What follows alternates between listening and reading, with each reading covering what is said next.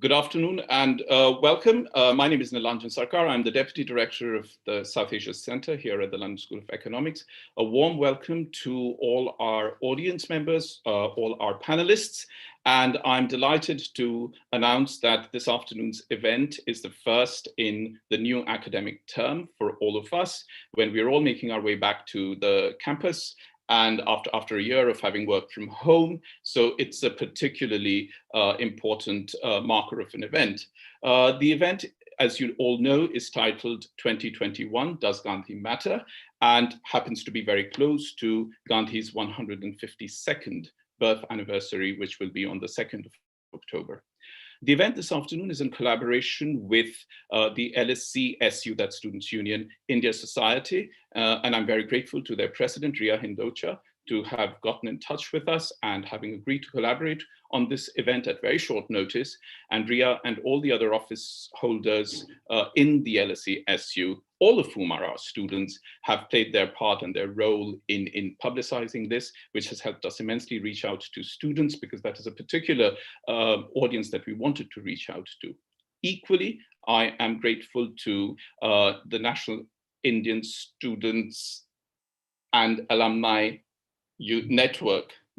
National Indian Students and Alumni Union UK, NISAU UK, whose chairperson, Sanam Arora, is amongst our panelists today. And in fact, this event is the outcome of a series of conversations between Sanam and me about various kinds of issues that are of interest and ought to be of interest to the student community, and who we need to reach out to and want to reach out to discuss a variety of questions and issues. And Sanam has been part of a series of conversations that we have had at the center, and I'm very grateful to her and to her team for collaborating and for all the support that they have provided in putting this event together. A very big and a very warm welcome also to the audience. I can see to my left that there are 42 people watching now, and for having logged in from various time zones, which is very important for us to reach out to. As all of you know, this event is being live streamed via Zoom on YouTube. An unedited version, an unedited recording of this will be available within 48 hours of the end of this event on the LSE South Asia Center's website in the events archive section, for those of you who may want to revisit it, or for your friends who may not be able to watch it live. Before I proceed, an important point about questions. You'll see that the chat function is enabled. This is for the audience. Please feel free to ask a question. If you'd like to pose a question to a particular panelist, then please mention the panelist's name. You're very equally welcome to pose a question also to the entire panel, and I will pose that question to the entire panel and ask each of them, or as many of them, to answer. It is LSE's, a general practice at LSE is that had this event been on site, members of the audience would have had the opportunity to ask a question without revealing their identity, without saying who they are. So in keeping with that spirit, at least, when I ask the questions, I will not mention the names of the people who are asking the questions. Of course, I understand that these are being asked on YouTube and everyone else can see their names, but at least I will not be announcing them, and therefore it will not be in the recording of the event as well. If any of you in the audience would like to tweet, please feel free to tweet.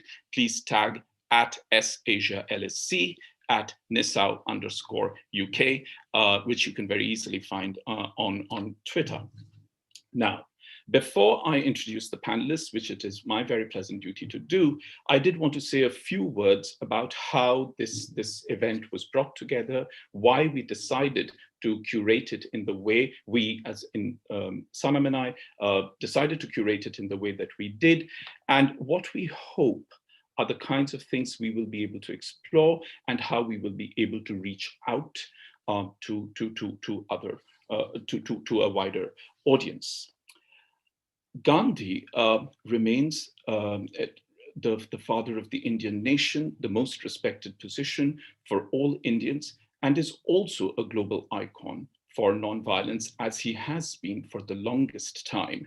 And all people who have subscribed to nonviolence as a form of protest, be it Martin Luther King, be it Nelson Mandela, or a variety of other people in different shades and degrees, have not only quoted Gandhi and believed in Gandhi, but have very directly and very powerfully carried forward that form of ideas and ideals that Gandhi embodied in his whole life, and remains central to having got for India its independence from the colonial British Empire. There are many, many innumerable and inexhaustible praises for Gandhi, and I will by choice over here quote one praise from a foreigner only to underline the global and iconic status of Gandhi, which remained at that time and remains till today. And this is the famous quote of Albert Einstein. And it is a long quote that I would urge everyone to read. I will only read out the last sentence, which remains still the most evocative, which is that generations to come will scarce believe that such a one as this ever in flesh and blood walked upon this earth. Now, this is, of course, Albert Einstein. It's pre-globalization. But today, we live in an era of globalization, a world that is connected and interconnected in ways that it has never been before. We also live in an era of social media platforms, which has brought to this world a connectivity that is fundamentally different in nature from what it was even 10 years ago. Leave aside what it was in the 1970s, 80s, 90s, where there were a lot of other developments happening that at that time we considered to be global. But the social media platforms have connected and created global communities in a way that very few, or frankly, none of us could have predicted at that time. In this era of global connectivity and globalization that is powered by social media platforms, a variety of social media platforms, what is the status of an icon like Gandhi? And both as an Indian, as well as a global icon, as the father of the Indian nation. Now, to be sure and to be absolutely clear for the record, this event is not a discussion about Gandhi's status as the father of the Indian nation, which is indisputable, nor is it about the value of his ideas and his ideals. It is about something that is far more moot than what I have just said. It is his accessibility to the newer generations, as well as to those of other generations who are increasingly participating on social media platforms to exchange knowledge and to exchange ideas. And therefore, by implication, what as society and the world and the interconnected universe moves ahead, what is Gandhi's place in this universe, and thus what is his future as an icon?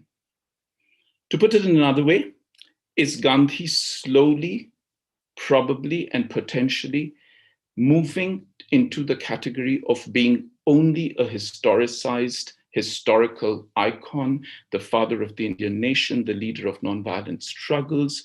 In India, his photograph appears, framed photographs appear in all government offices as they rightly should. He appears on currency notes, on coins, and remains the person with the maximum number of stamps issued with his image in the world. When I say maximum number, I don't mean number within a country, but the number of countries that have issued stamps with Gandhi on them. So he is an icon, he remains an icon, and one can be an icon in different ways in this modern universe.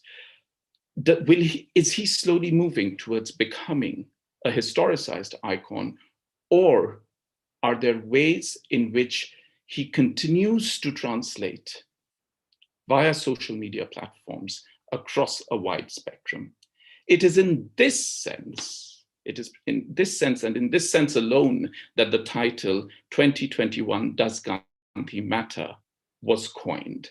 And the most important part of that title is is held in this idea. And that is the reason why there was a question mark at the end. The question mark was not to question Gandhi's status, but to question how he may be translated in 2021. I've said enough. Now it is my very pleasant task to introduce the speakers. And the order in which I'm going to introduce them is the order in which they will speak. Each speaker will make opening remarks for about 6 to 8 minutes, after which Sanam will take forward the discussion, and I will come in whenever and wherever there are questions. Mridula Mukherjee is Emeritus Professor in History at Jawaharlal Nehru University, New Delhi, where at the Center for Historical Studies, Mridula spent almost her entire career, if I'm not mistaken, teaching and doing research. Mridula has published extensively on the Indian national movement and has accordingly reflected on Gandhi in several of her writings, to say nothing of her lectures, as well as various other places where she has presented papers, and in several of her publications. Faisal Devji is Professor of Indian History at Oxford. Faisal is the author of The Impossible Indian, Gandhi and the Temptation of Violence, which was published by Harvard University Press in 2012, where in fact, Faisal explored Gandhi's global vision that went beyond just a nationalist agenda, and when confronted with the violent might of the British colonial empire. Akash Banerjee is a journalist and is founder and host of the Deshbhakt. And we were very keen to have Akash as part of this discussion. So I'm particularly grateful to be able to include him in this, because Akash extensively uses various social media platforms, Facebook, Twitter, Instagram, YouTube, and to communicate political ideas in a variety of modes, including satire. And I'm looking forward very much to hearing from him how he thinks we can translate Gandhi's philosophical ideas and ideals onto these platforms for whoever be the audience of that. Sanam Arora, who, as I said, is a collaborator in this event, is an LSE alumnus and is chairperson of Nassau, UK.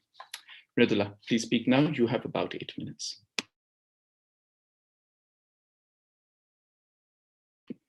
You need to unmute yourself.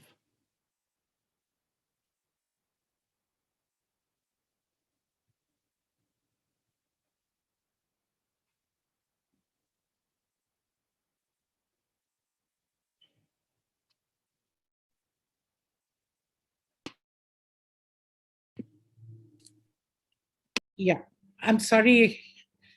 I sort of had to log in again for some reason. I don't know why. But thank you, Nilanjan, for that introduction and for the opportunity to share my views with the LSE, as well as particularly with your students. I'm very excited by the fact that this talk is meant, as you've said, primarily for the students. So how can one make the whole discussion relevant for them and locate it in the current context? So that's what I will try to do. My focus will be on that. So since my time is very short, let me begin straight away by saying that my first answer to your question, Nilanjan, that is Gandhi just, has he just been historicized and no longer relevant? Will be, let's just go back to the last months of 2019 in India, when we had one of the most powerful grassroots level, almost spontaneous mass movements in India, in which the youth were at the forefront, and women, both groups with whom Gandhi had always been very popular. The movement which emerged against the proposed legislation on the issue of the National Register of Citizens and the Citizenship Amendment Act. I think most people here will know what those were about. It was about altering the way citizenship was granted, changing the grounds, bringing in religion as a factor in various ways. I don't have time to go into the details. But in this movement, very consciously, Gandhi was a guiding figure. Not only were his portraits, along with those of Ambedkar, Bhagat Singh, other icons of the period of the freedom struggle and people representing the whole social justice movement, carried by young people in the processions, many of them processions which, as you know, met with very violent reactions from the authorities, including especially in Jamia. And we saw that how people, when they were searching, when they had to protest, and when they were searching for the icons, when they were searching for symbols, Gandhi became an obvious one. In addition to that, very consciously, the movement was non-violent. A mass protest and non-violent, which I think are two of the essential ingredients of Gandhi's method. Just to put it very briefly, the term which Gandhi had coined, satyagraha, for his method of struggle, it was not just an abstract philosophical concept, but it was a weapon that was forged in the flame of struggle and sharpened on the whetstone of hard political practice. And the heart and soul of satyagraha is resistance. And this, the young people who were in this movement, they understood. They understood that satyagraha could be used, adapted by them, because it meant resistance to any form of wrongdoing or unfreedom, whether it was communalism or caste oppression or patriarchy or whatever. And also they understood that it was a complex strategy of militant struggle. It was not a quietist concept at all. And that what Gandhiji believed, that if the masses were politically active, they could secure any goal that they desired. And for him, non-violence was important not only as a moral value, but also because it enabled and necessitated the participation of the people. As Gandhiji said, a non-violent movement could only be successful if it had mass participation, and mass participation could only be secured if the movement was non-violent. This was the Gandhian dialectic.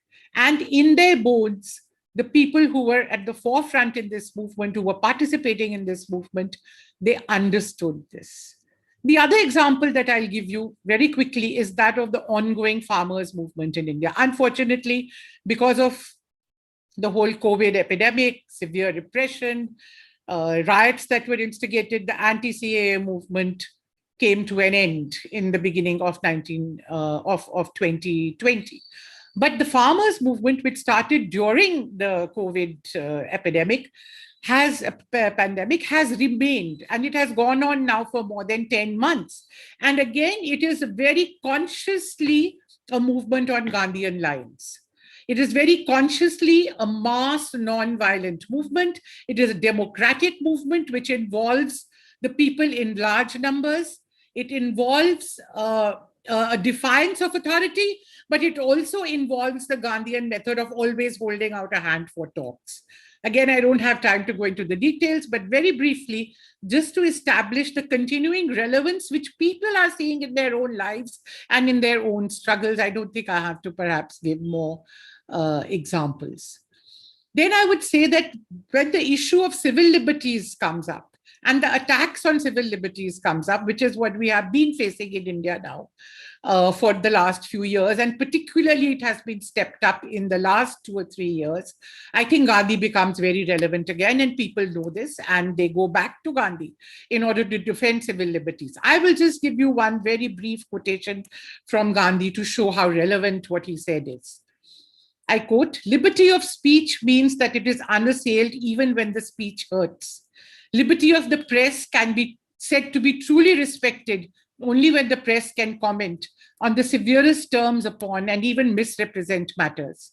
Freedom of association is truly respected when assemblies of people can discuss even revolutionary projects.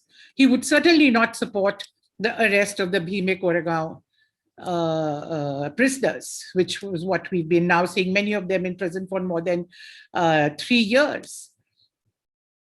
And the only line that he drew was that of non-violence, as will become clear in the next part of the quotation. I quote, Civil liberty, consistent with the observance of non-violence, is the first step towards Swaraj.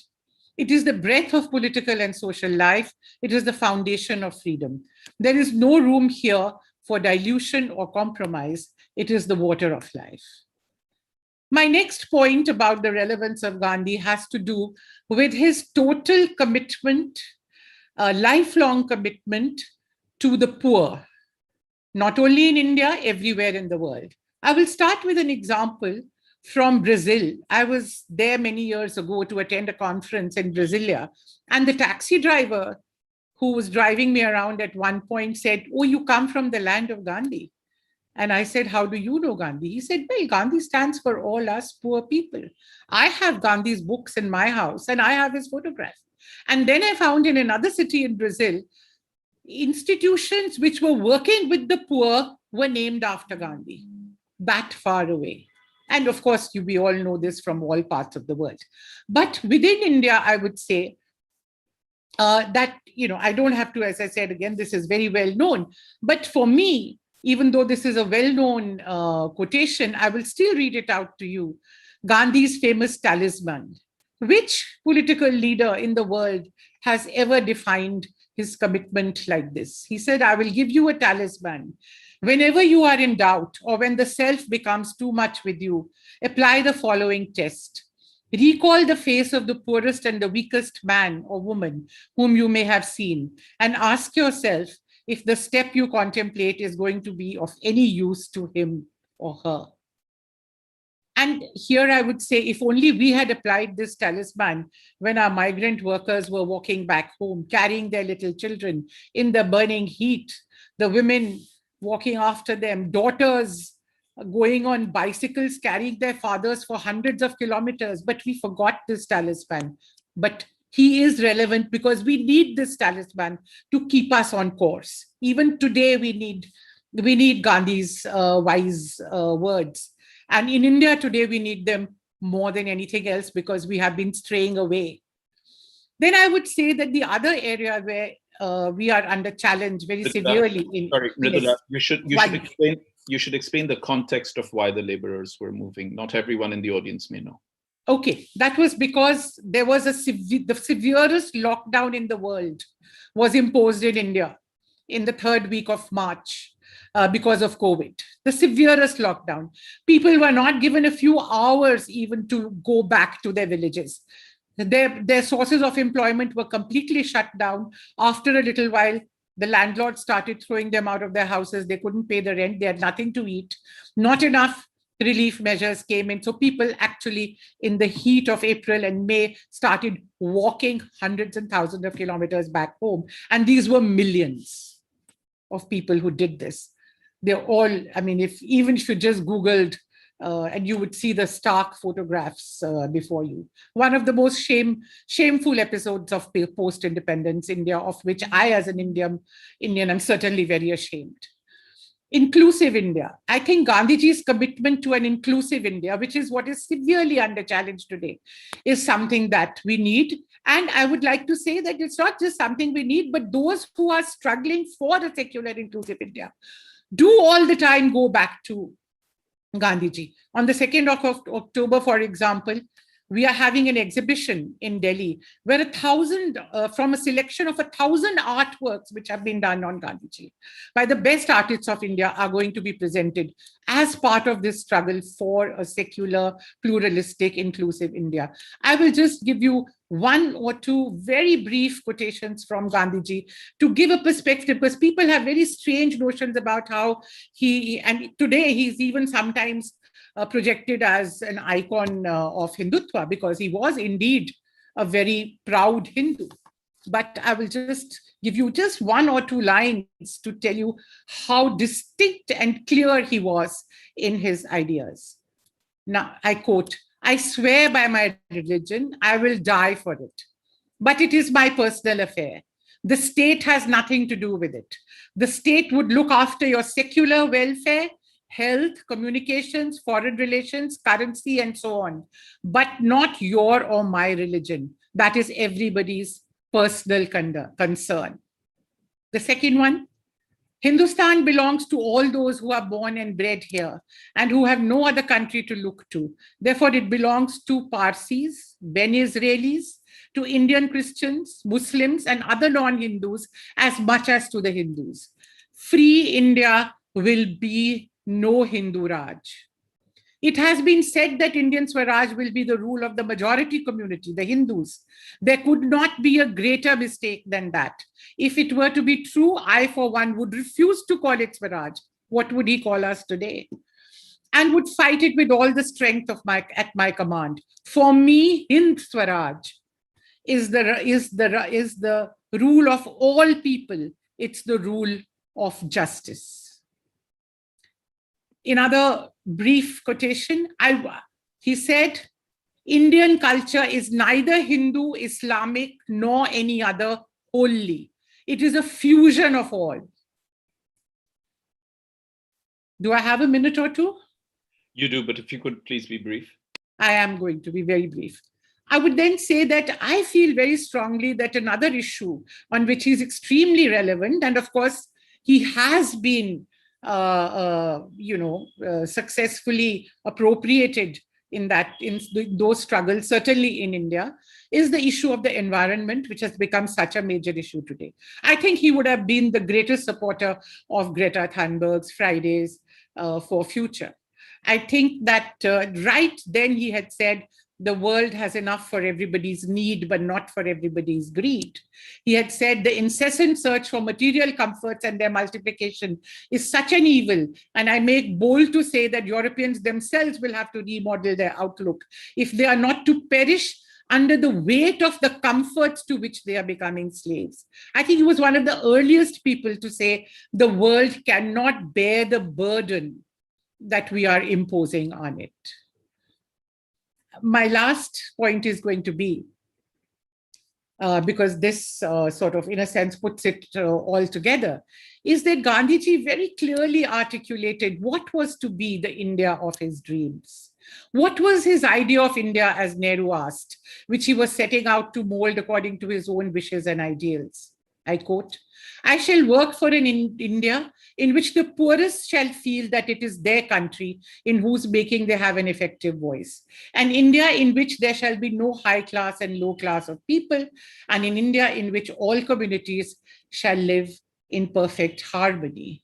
Women will enjoy the same rights as men. All interests not in conflict with the interests of the dumb millions will be scrupulously respected, whether foreign or indigenous. Personally, he said, I hate the distinction between foreign and indigenous. This is the India of my dreams. I shall be satisfied with nothing less. And since we have not yet achieved the India of Gandhiji's dreams, he remains very, very relevant to us today. Thank you. Thank you very much, Mridula. I'm sorry I had to rush you, but I'm sure we'll be able to bring you back later on in the discussion. Several people have joined us since you started to speak, and we have questions and suggestions raining in. But for the benefit of those who were not there when we started this, may I once again introduce Professor Faisal Devji, who is Professor of Indian History at Oxford and is the author of The Impossible Indian, Gandhi and the Temptation of Violence, which was published in 2012. Faisal, please speak now. Thank you very much, Nilanjan. And Mridula, for your inspiring comments. As you were speaking, Mridula, it occurred to me that India has produced two truly, and only two truly global figures who are known the world over. One is the Buddha and the other is Mahatma Gandhi. No one else even comes close. They're both known, interestingly, for the same thing, for ahimsa, for nonviolence. So that even if people in India or elsewhere may backslide on that particular idea, the idea itself remains the global brand, if you will, by which India is known. Now, just to proceed from Mridula's talk, I'd like to suggest that the worst fate that could have befallen Gandhi, in a way, is to have become father of the nation. He, of course, is the father of the nation. No one can deny it. But by becoming India's father, he has, in a way, become the property of the state and has been deprived of much, if not all, of his radical ideas and qualities. The father, of course, is always a figure who must die for the son to take his place. And that is indeed what happened to Gandhi. He had to be killed, in this case, by Nathuram Godse, who, in killing him, he himself argued in court that he killed Gandhi precisely because Gandhi was father of the nation, because he thought Gandhi had betrayed the nation. He had become the father not so much of India, but of Pakistan. And so by killing Gandhi, Godse meant to reinstate Gandhi as India's father. But also, of course, he meant to substitute Gandhi. He meant for himself and his colleagues to take Gandhi's place. So being a father is quite a dangerous thing to be. Not only do you get owned by your sons in this way, but you are radically divested of all your, as in Gandhi's case, all your radical potential. When the BJP first came to power, I had thought that they might actually expel Gandhi from the status. And that would not have been a bad thing, because it would allow him to return to himself as a non-state and perhaps even an anti-state actor and a thinker. He was, after all, a man who called himself an anarchist, routinely a philosophical anarchist. He was not very comfortable with the state. He certainly did not repudiate it, but his idea of Swaraj, of self-rule or of sovereignty, did not, in fact, belong to the state. In that text of 1909 that Mridula mentioned, Hind Swaraj, he is very clear that Swaraj is something that can be grasped by the individual as much as by any collectivity of people. It is not something that is in the ownership or possession of the state. Now, to be a non-state figure is actually quite a difficult thing to do. And we see in places like India, where even people who break the law, who notionally go against the state, often, if not frequently, do so in the name of the very state that they are apparently flouting. They do so to push, to impel the state to fulfill the state's own desires as they see them. There are many instances of it. The Anti-Sikh Riots in 1984 offer us one example. Subsequent communal and caste violence offer us another set of examples of how it is that even criminality occurs in the name of the state to further supposedly further the causes of the state, its integrity, its security, etc., etc. So it, in fact, is very difficult to be either non-statist or even strangely anti-statist. And this shows up the complicity of the state, the modern state in general, I'm not just speaking of India, with violence.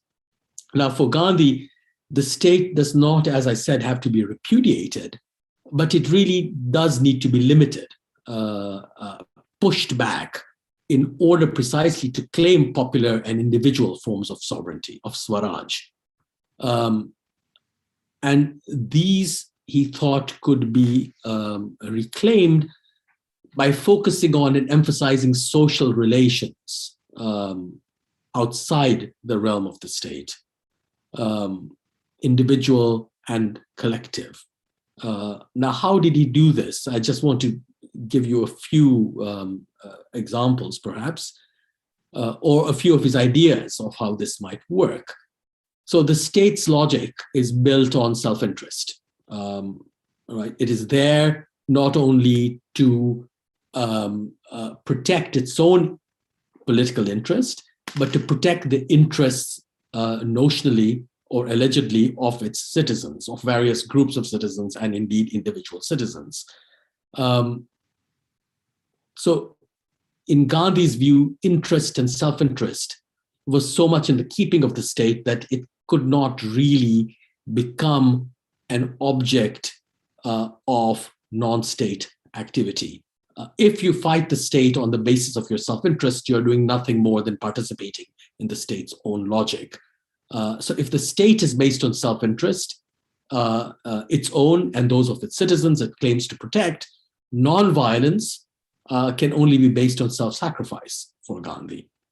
It is only self-sacrifice and the renunciation of interest that allow such action to escape the state's ownership.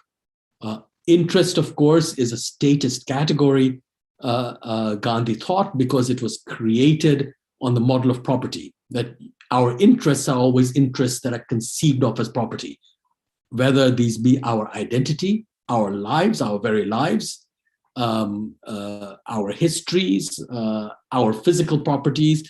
All of it is premised upon the idea of ownership and of property. And of course, property is precisely what the state is meant to represent both and to safeguard and to guarantee. And what the state is meant to do is mediate relations between interests.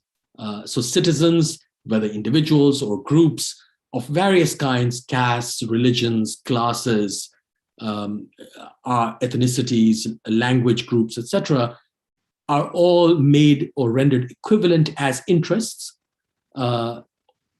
They are defined by the ownership of themselves in a capitalist way. And these interests then have to be mediated by the state. So Gandhi's complaint was always that different castes, different religions, different genders could never really interact one with the other directly, and because their relations had to be mediated through this neutral, supposedly third party, the state. And so they were, in fact, constantly at variance with one another and constantly in conflict, and that the state depended upon this conflict because it was the conflict that allowed for its mediation, which it did accomplish through ideas of contract and obligation and responsibility, etc. Gandhi also argued that self-interest, the very basis of the logic of the state and of the liberal state in particular, was actually not about freedom at all. It was about as much about colonization as it was about freedom. In Hind Swaraj, he says, it was our self-interest as Indians that allowed the British to come and take over, because we had an interest in the goods that they sold us. We had an interest in the money that we made by selling them our products. Self-interest, in other words, can lead to slavery as much as its opposite. Now, for Gandhi, then, social relations are not always or should not be mediated by property and ownership, and therefore should not produce citizens as interests or interest groups. In fact, what should be done, he thought, was rescuing social relations from this logic of property and interest owned by the state through nonviolent practices of renunciation and self-sacrifice. When you look at all of Gandhi's categories, they're therefore negative categories. Ahimsa, aparigraha, non-cooperation. They all begin with with something that doesn't exist. There are renunciatory categories and practices. They are sacrificial in various ways. And it was only in this way that he thought they could claim their sovereignty, that ordinary people could claim their sovereignty. And my final point is that what makes this apparently arcane vision of non-state action, what I'm calling non-state action, possible and more than possible, plausible, is because Gandhi argued that this is how, in fact, we tend to conduct our private lives. Our personal lives cannot possibly be based on interest and self-interest, which is what the politics of the state is based on. That in everyday life, we all have this experience. Parents sacrifice for their children. It could be something as minor as food. A mother will cook a dish that her child likes, but she might herself not like. It can go from that minor act of sacrifice to the sacrifice of your very life. Lovers do this with each other. Parents and children do this with each other. Brothers and sisters do this with each other. Families do it all the time. We all know it. And indeed, even strangers often do it for each other. Now, for Gandhi, This is what makes human beings human. It is sacrifice and renunciation. It is not hardship necessarily, because no society is possible without such practices. And what he sought to do, therefore, was to mobilize these practices, which are indubitably real, which we all know in our personal lives, and take them into the realm of politics, to redefine it, and to push back what I've been calling the logic of the modern state, which was at the same time the logic of the colonial state, from which the national state inherited these ideas and practices. So let me end there by suggesting that difficult and not so appealing as they may sound, in fact, our lives are defined as human beings by these forms of renunciation and sacrifice, which can never really be owned by the state without being fundamentally perverted in the process. Thank you, Faisal. I'm now going to quickly introduce Akash and bring him in so that he can make his initial remarks. And then I have no doubt that we will have much to talk about both amongst ourselves, as well as the questions and comments that are reigning in. Akash Banerjee is a journalist and is founder and host of the Deshbhakt. The Deshbhakt functions through multiple social media platforms: Facebook, Twitter, Instagram, and YouTube. And Akash was invited to this event because we were very keen, and we are very keen to hear from him about how and what his experience and what his opinion is about how ideas of various sorts, in this instance, political, philosophical, and ideas and ideals, can be communicated through social media platforms, where the logic of textuality is very different from reading books and articles in journals, etc. Mm-hmm. Akash, please speak now. You have about 8 minutes.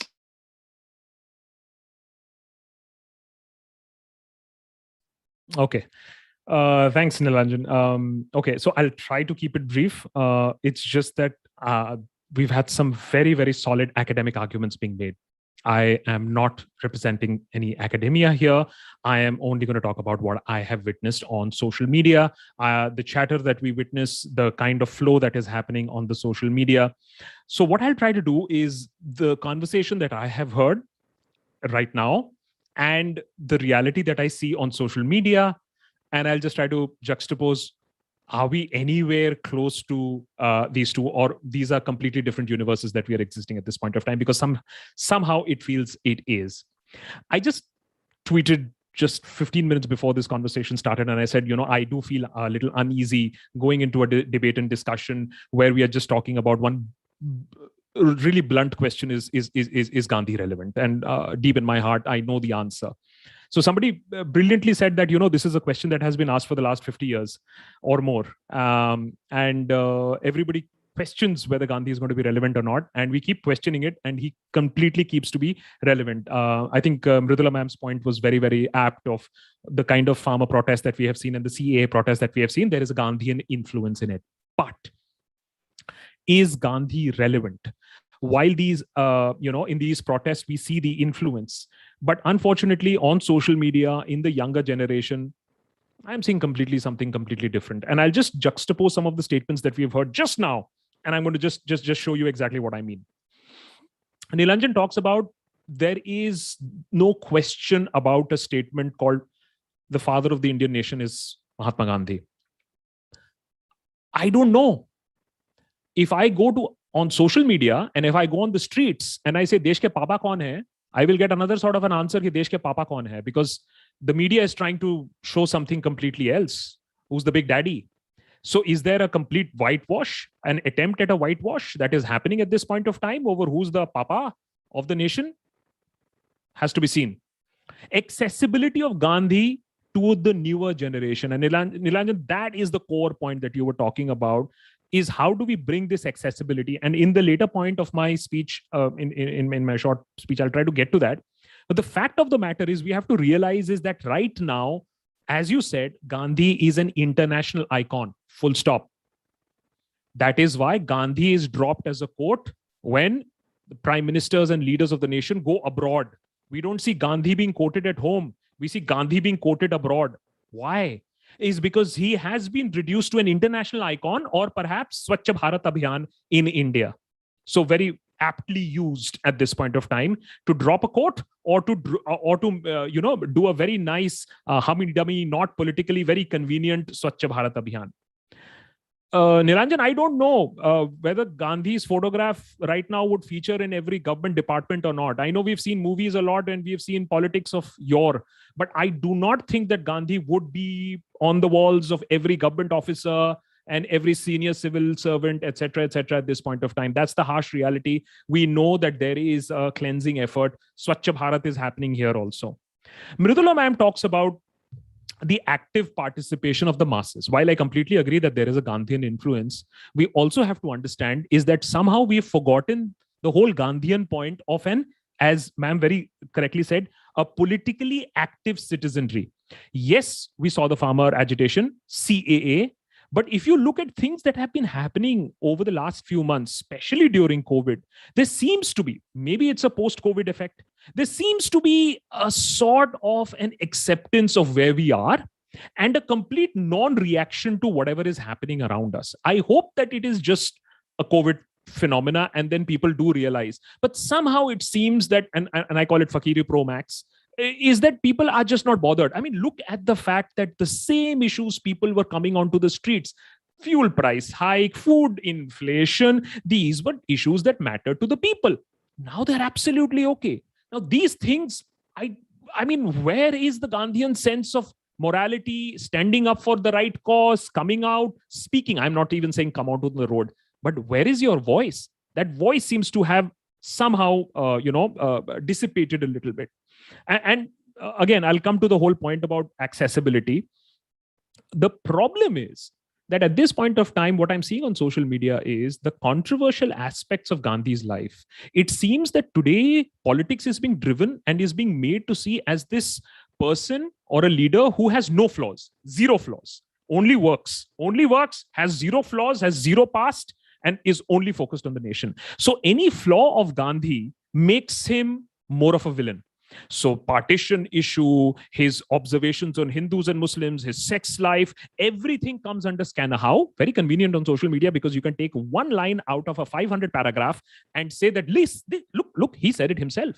And taking things out of context is something which is the coronavirus of the internet, and it's not going away anywhere. And Gandhi is perhaps after Nehru, the second biggest victim as far as that is concerned. And he may land up where Nehru has landed up is because everything is Nehru's fault. And after Nehru, it seems that everything is Gandhi's fault about how this nation was created, how partition happened, who was responsible for it, who really was great friends with the British. So the narrative that we are seeing in the academic circles is not the narrative that we are seeing on the social media platforms, where heroes, icons, as Nilanjan was saying, are being made villains. I am saying this with absolute responsibility and certainty, is the icons that you're talking about are being made villains as we speak on social media. And there is no cohesive push to change that, to make it back. Remember, even the Home Minister talked about how Gandhi had said that Hindus and Sikhs in Punjab were always supposed to come back. Whereas actually Gandhi had said that let's see how Pakistan now deals with the nationalists, Hindus, Sikhs, even various sects of the Muslims within Pakistan. So how he has been completely misquoted, how little bits of misinformation is building a completely separate narrative. Faisal talks about two global icons, Buddha and Gandhi. I don't know, on the streets today, they'll say there is another global icon who goes around in a plane. I'm worried. Faisal, I'm worried because you are talking about stuff of principles of Gandhi, and what I am seeing on social media is Godse worship. Where on social media, I am seeing why Savarkar shouldn't be given a Bharat Ratna. On social media, I am seeing a debate erupt when Godse is called a terrorist. And then there are debates over whether he was an assassin or whether he was a terrorist.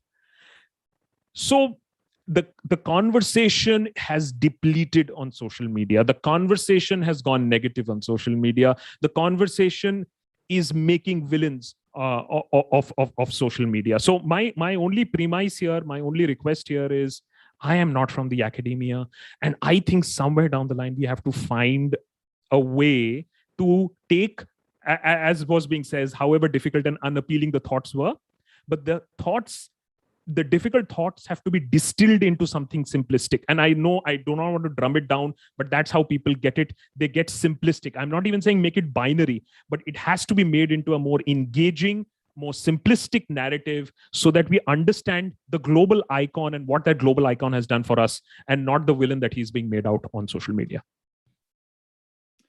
Thank you, Akash. If I could just urge you to say a bit more, because not least because rarely does a speaker in one of our events take my name as frequently as you've done, is that I wasn't speaking only about accessibility. I was equally concerned, and the event has been equally concerned, and I have to include our co-organizers in this because this is not my show at all, is also that the kind of things that Mridula was talking about and Faisal was talking about, what is the possibility of its translatability onto social media platforms so that these kinds of complex ideas, or even things like Gandhi's talisman, this binary of doubt and self, or Faisal's idea of non-state actions, etc. If you decide to communicate this via social media platforms, and you said it has to be made simple or simplistic, whatever, how would you go about translating it? How would you go about, and when I say translate, I mean translate into social media friendly and accessible language. That's one. The other thing, and because I'm not going to come back after this, Sanam is going to take over, is that you made a very interesting point at the end, which is you said that the conversation on social media, it's depleting. You used that word depleted. Is it correct to say that it is being depleted, or is it just that it is not happening in a way that perhaps you may want it to be? Depleted in the way that definitely it's not happening in the way that Gandhi would have envisaged this nation. It is definitely not happening in the way that academics, after studying years and years on Gandhi, would have imagined the conversation would have been going. So depleted in the sense is that there is a very crass, low-level understanding of Gandhi at this point of time on social media. Now, whether we like it or whether we hate it, but social media is the place where narratives are being made. We can be fine in our universe of facts, but the fact is that that is not what is being consumed on the streets. And that is what would change the broader understanding of Gandhi versus the traditional understanding, the academic understanding, the factual understanding. As I always say, I mean, since we are talking about the post-truth world, we are talking about social media, let's all admit to the fact. I mean, we have a t-shirt also that says facts are not facts, right? I have a t-shirt which is black in color and it says this t-shirt is white. And that's the reality that we're living in. And the icons that we hold so dear are being decimated or are being appropriated. As also was being said, that was Gandhi going to be thrown out? No, he wasn't thrown out by the administration. He was very, very carefully adopted and used very sporadically and wherever convenient, while his broader teachings are completely being misunderstood. Now, how can this be done on social media? I think the first thing that needs to be done, and I always say to the the fact checkers in India, is that had not the fact checkers been here, I do not know what would be the level of conversation, because it seems that people believe anything. Please understand this. I can put out, or you can put out, the most absurdist of claims and maybe put a New York Times headline to it, or maybe say that, some reliable sources sent it to me, and people will believe it. And here in the world of academia, you have to have peer-reviewed journals, you have to have your bibliography, etc., etc. I'm sorry. On social media, nothing matters. Only Photoshop works. So the first thing that needs to be done is to reduce the damage that is being done to the icon that we are calling of Gandhi, the global icon that we are saying, is because I can only see salacious information about him. I can only see the negatives. I can only see selective tweets. I can only see that how he is responsible for the, the lack of cohesion and of course, the way the partition happened, etc., etc. I mean, 100 different things. And please understand, the whole agenda is to flood it. So flood it so much that five people can't even do anything about it. So it has to be institutional driven. I would definitely say that if there is. So I typed Gandhi onto Twitter and I came across Unofficial Gandhi as a Twitter handle. Excellent Twitter handle. Great Gandhi quotes, great fact busting, myth busting.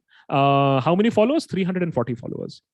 So it has to start. Please understand, if the fake news factory is starting and is getting a lot of push from the back, then this also has to have some sort of civil society, some sort of institutional backing, and then using archival material, using pictures, using his quotes, using very short 1-minute content, you can make him relevant again.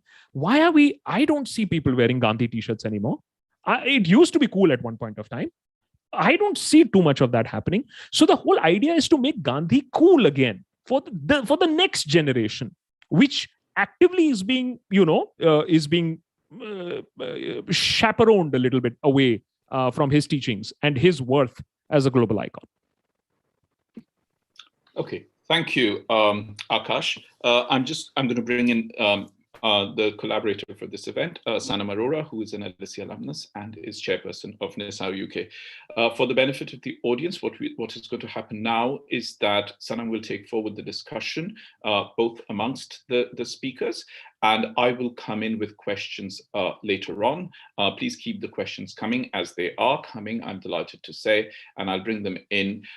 We don't have a huge amount of time, but we have about between 35 and 45 minutes more, so we should be able to have a good discussion. Sanam, please speak now.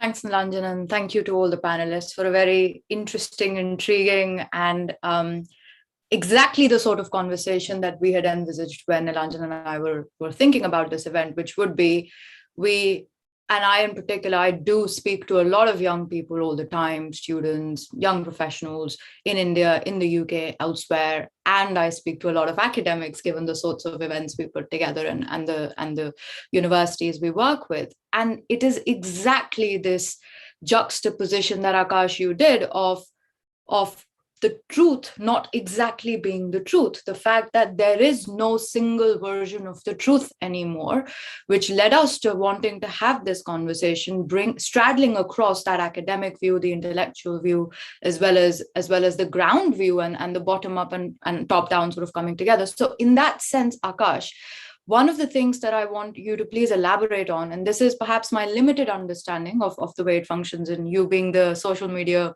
whiz kid can hopefully help elaborate on this, is this concept of how algorithms on social media actually run to our native bias, to our cognitive bias, and show us more of what we may have a cognitive bias towards anyway, and therefore altering our view of the truth such that we only see that which fits our bias.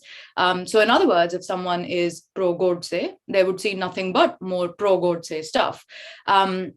And in other words, if someone is pro-Gandhi, they would see nothing but pro-Gandhi, right? And so how do you then introduce critical discourse when algorithms, which is what we're all linked to, whether it's on Insta, whether it's on Facebook, Twitter, etc., are pushing us that way? So explain, Akash, that technological background of algorithms and juxtapose that to the fact that facts are not facts anymore, right? As you often say.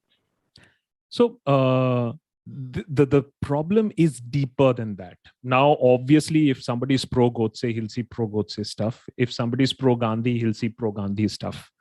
The problem, Sanam, is if I am pro-Gandhi, where is the pro-Gandhi stuff? Because I can bet you that if you search for Godse quotes, Godse life, Godse thought processes, Godse supporters, you would find much more of that right now on Twitter, at least. Again, I'm not saying academia, I'm saying social media. And that's the difference. So First and foremost, we have to understand is that there has been flooding of misinformation. That misinformation has to be controlled. That misinformation has to be dealt with.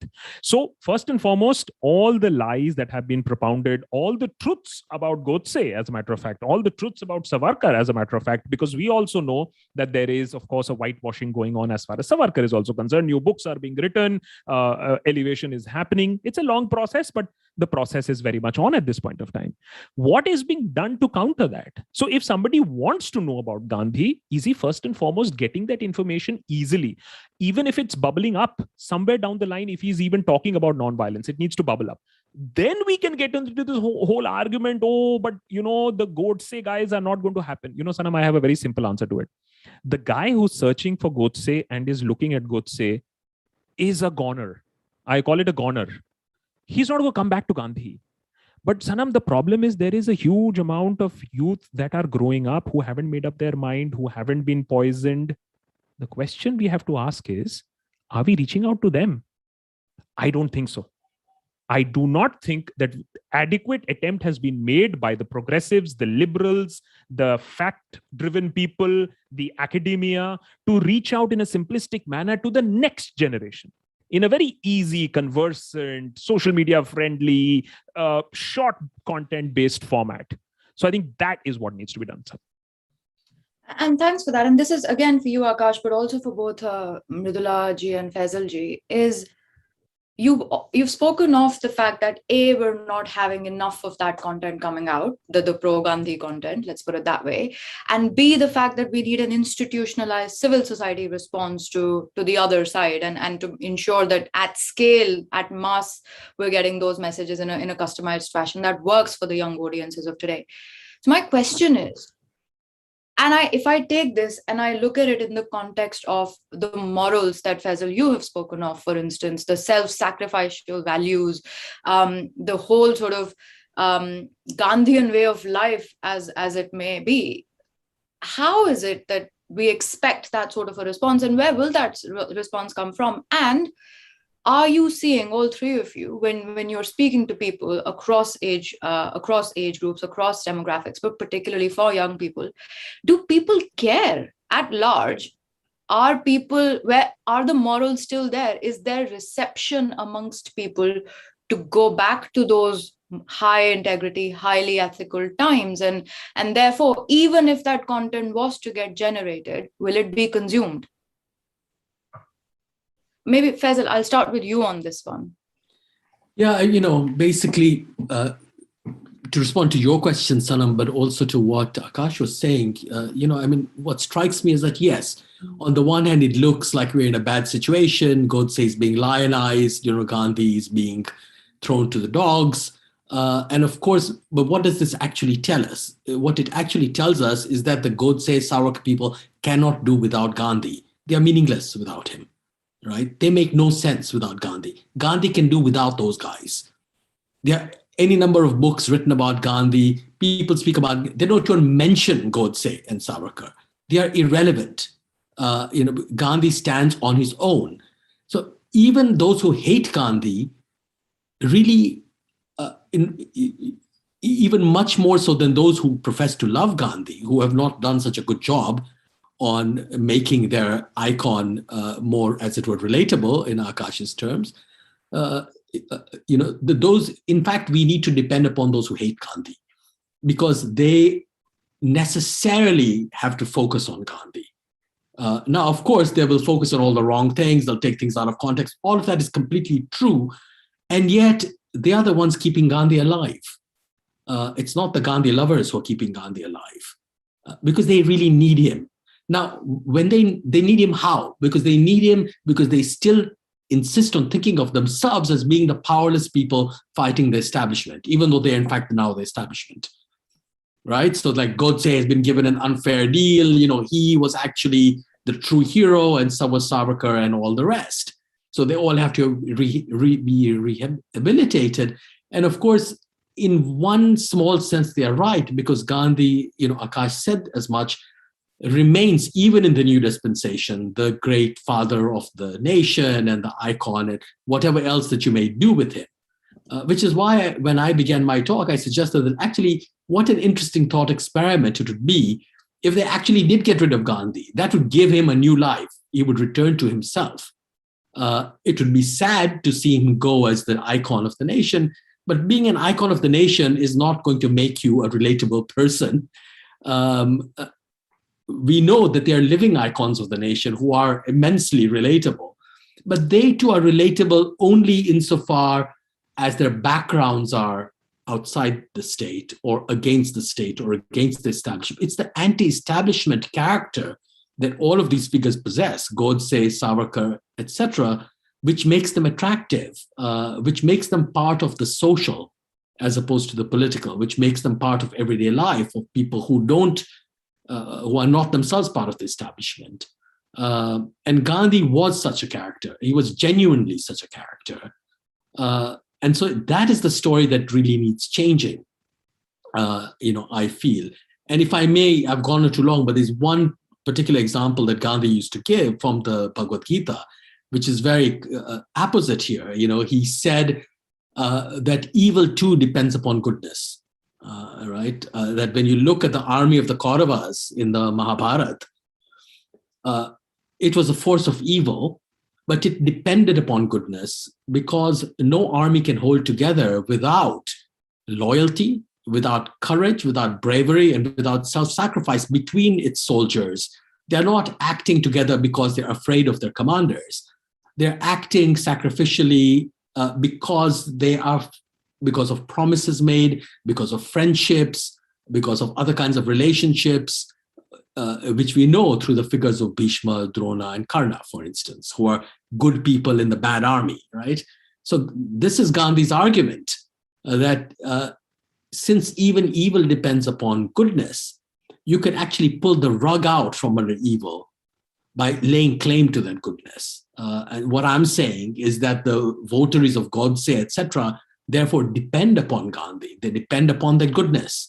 And what needs to happen is that rug needs to be pulled out from under their feet by people laying more serious claim to that kind of, to the very goodness that sustains. And that's what non-cooperation is about.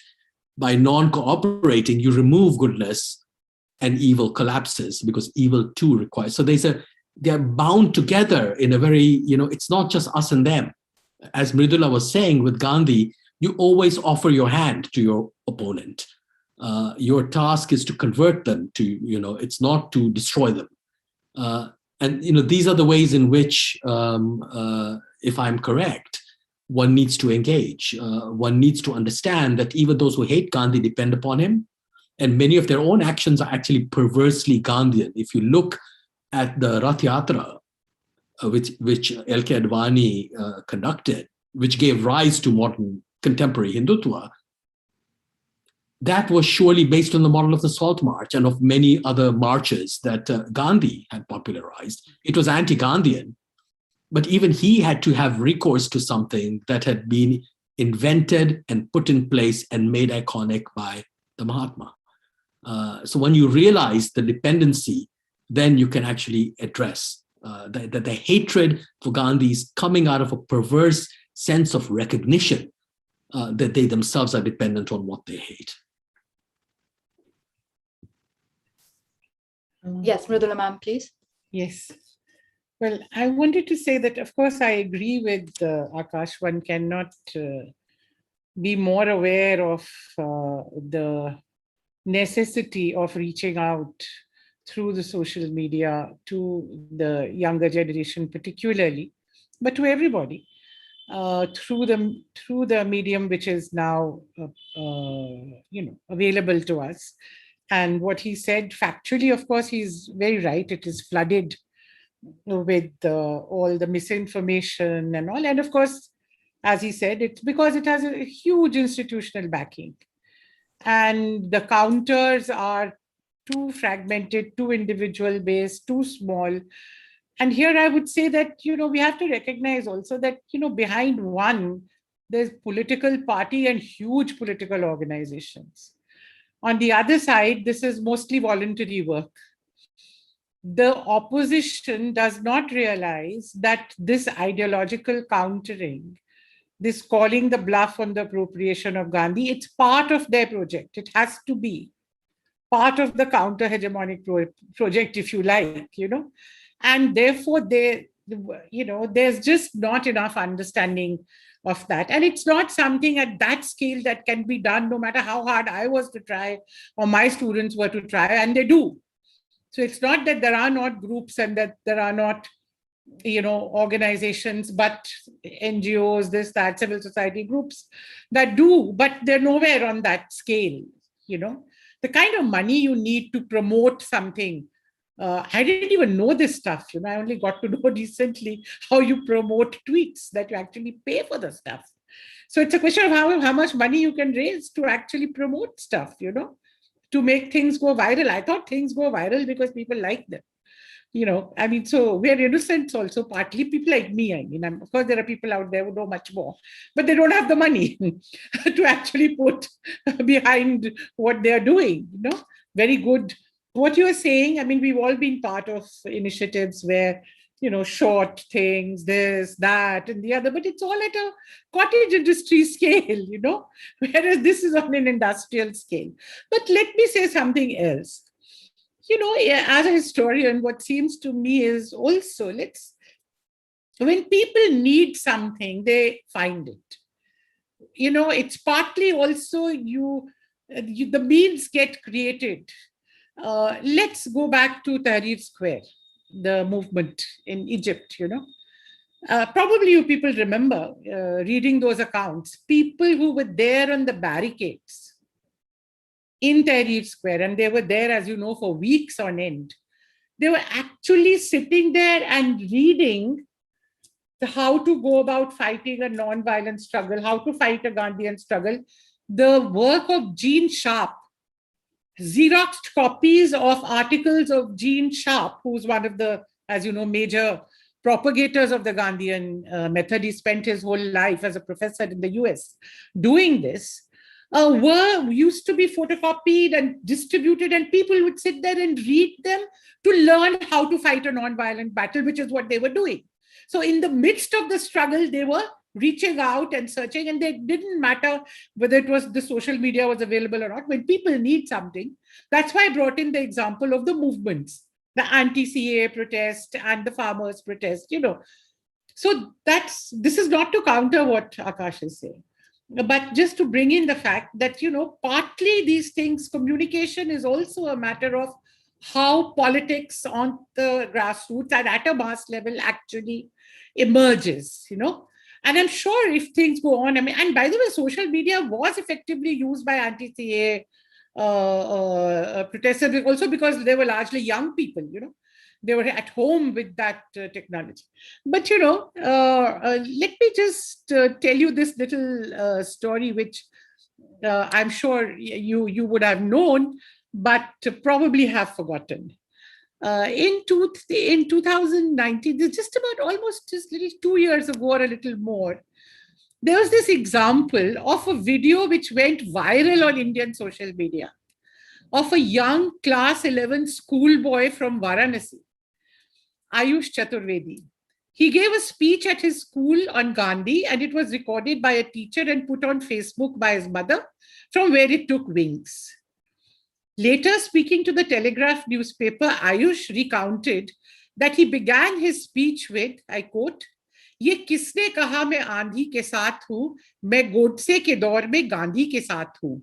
Translated, it means, "Who told you I'm swept up by the storm? In the time of Godse, I stand with Gandhi." These lines reveal why the speech has gone viral. In the prevailing atmosphere charged by communal polarization, Godse ke daur, which means in Godse's times, when people are afraid to speak their minds, this young boy fearlessly invokes Gandhi. The lines in his speech where he says, I quote, "I want to say that there was no bigger Hindu than Gandhi. But the people of other religions didn't fear his Hey Ram because Gandhi was a symbol of secularism in India." This is a searing indictment of the aggressive Hindutva that was current at that time, and which results in attacks on even lynching of non-Hindus in the name of Ram. That this young boy had truly imbibed the Gandhian spirit is evident from his response to whether he feared any backlash. The reporter asked him. His reply was, "Dekh lenge jo hoga," meaning, we will see what happens. Again, I quote, "If you have to speak about Gandhi, you have to speak in a manner that leaves an impact," this boy said. He had understood the essence of Gandhi, another essence, fearlessness. So he said, if I'm talking about Gandhi, how can I be afraid? I mean, this is a small story. These are little counter narrative, but for an optimist like me, it keeps my hope alive. So I would just say that these are all sides of the picture. So, we also need good stories to keep going, to keep the fight going, to enlarge our efforts, to do what Akash wants us to do. Thank you very much. I really think we should bring in some questions, since we've been asking for questions. I'm going to, they've been raining in along with comments, and for the benefit of those who have so very kindly been commenting as well as asking questions, thank you very much. We appreciate it very much. But for reasons of time, I will pose only the questions, and I'll only pose the ones that are very clearly relevant. You're very welcome to comment. You're very welcome to ask questions that are not directly related to this, but we must first focus on this. A factual question which is directed to everyone. So frankly, whoever can answer between Mridula and Faisal. Did Gandhi use the word Hindutva anywhere? Not that I'm aware of. No, he did not. Okay, that's one question. Hindutva was a word very clearly coined by Savarkar. And Savarkar's views and Gandhi's views were very different, opposite, you could say. And Hindutva meant something completely different, and Savarkar defined it as such. He said Hindutva is not about Hinduism, it's about Hindus as a political entity. Sure. The question was only whether Gandhi had used the word anywhere or not. Okay. Not that I know of. Okay. Faisal, were you going to say something? Okay. So here's one. There are two questions from this person. I'm going to put them together. They're from the same person, and they are for all of you. One is, something that all of you have referred to indirectly, but this is a very direct question, is that if we are going to look at Gandhi as a supporter of nonviolence or as an icon of nonviolence, it is equally true that he sent Indian troops to fight in the Second World War. This question says First World War, but that is factually incorrect, which may be an indication also of where incorrect information needs to be clarified. So there's this question of the Second World War. Now, the same person is also asking later on, the Hindu Raj, I'm reading this out, I'm not paraphrasing. The Hindu Raj is all-inclusive. And there are 45 Islamic countries, 16 Christian countries, 8 Buddhist countries, 1 Jew country, but no Hindu country. Why? All three of you are very welcome to answer. Who wants to go first? I'll just say that my point that I was talking about social media, stands proven. and of course, who said what, when, the negativity. But of course, I'm not equipped to answer this question. Okay, Mridula and then Faisal. Gandhi sent troops to the Second World War. Firstly, he didn't send any troops in any world war. He was in no position to send troops. That's a very incorrect formulation. Second World War, no question. The question is only about the First World War, where for a short while he tried to recruit soldiers in Gujarat, completely unsuccessfully. The same area where a few months earlier he'd led the Khera peasant struggle along with Sardar Patel, successfully against the British. The people refused to come forward. But what we have to understand is of course he did. He said we should recruit, and he did himself try to recruit. So we have to answer why. The issue here is not a violence versus non-violence. The issue here is what was Gandhi's political understanding at that time. till the Jallianwala Bagh incident, till the Rowlatt Satyagraha and its aftermath, Gandhi's position was that we are asking for concessions, constitutional concessions from the British as citizens of the British Empire. And as citizens of the empire, if we are asking for rights, we also have concomitant duties. And then fighting for the empire. And this was the logic he had followed in South Africa also, where he had actually helped the only as a medical corps and all that in the Zulu rebellion, because he said, I'm asking for my rights as a citizen of the empire. But Gandhi changed his ideas a year later. And when he called British rule satanic, he said, we are no longer trying to reform it. We are now trying to get Swaraj. No? So here it was a logical outcome of his political understanding. It was not a question of violence and non-violence. That way, even Gandhiji was still alive when Indian troops went into Kashmir in 1947. And he never got up and said, nobody will go. At a philosophical level, at a level of ideals, he said very clearly, we should not indulge in violence. Countries should solve their disputes through peaceful means. But he was realist enough, just as he had his long-term objective of, and he was an anarchist. But at the same time, he fought for an independent India where he knew that it would be an independent Indian state that would take the place of the British colonial state. So there is always a difference between the utopian ideals, which great men have, and realistically so, and rightly so, and the actual imperatives and their ideals and their aims, which are realizable in the present. And there's no contradiction between them. Sure. You refer to two things. I'm going to ask Faisal to speak just now, but you refer to two things. One is the Jallianwala Bagh incident, which is 1919, which I don't think needs explaining. But I do know that a lot of the audience are our international students. So if you can just say in one sentence the Rowlatt Act. Okay. After the end of the First World War, when a lot of promises had been made that after the war, very grand constitutional concession was going to be made in India, and there were high expectations. The whole principles on which the war had been fought, self-determination, democracy, this, that, and the other. But what actually happened was the British brought in very draconian legislation, which curbed civil liberties almost completely, and they could put people into jail without trial for long periods of time. Though it said they're targeting the revolutionary terrorists, but actually they could be used against everybody. And Gandhi was the one who organized and led his first all India protest against these laws, beginning with February-March 1919.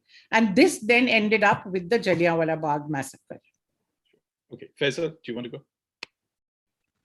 Yes, only to add to what Mridula was saying, that Gandhi, of course, was a votary of nonviolence, but nonviolence is not the same thing as pacifism, and we have to be very clear about that. He was not a pacifist, not because he liked war, but because he understood that violence was absolutely irreducible, that we all face it in various ways. That the act of living itself is an act of violence. We kill living things, or insects. By living, we grow old and we kill ourselves. We die. Giving birth. So violence is everywhere. The thing about nonviolence is it's meant not to avoid violence, which is unavoidable, but what do you do with violence? That is the question. How do you actually absorb it so that it doesn't perpetuate itself? And you can do that in a war, he argues, as much as anywhere else. So what Gandhi said is, normally pacifism and, ideas of ethics that are based on this kind of distinction will say, here is the realm of morality. And the moment you get to the battlefield, that's it. It goes out of the window. There's no more morality. Gandhi had the audacity to say that moral life is possible everywhere. Non-violence is possible everywhere, including and especially on the battlefield. which is why, to return to the Gita, he makes the Bhagavad-Gita into his key text. The Gita, of course, takes place on the battlefield of Kurukshetra. Yet it is there that non-violence becomes possible. And what does the Gita say? It doesn't tell Arjuna to leave. Shri Krishna is not telling Arjuna to leave. He's telling Arjuna to fight.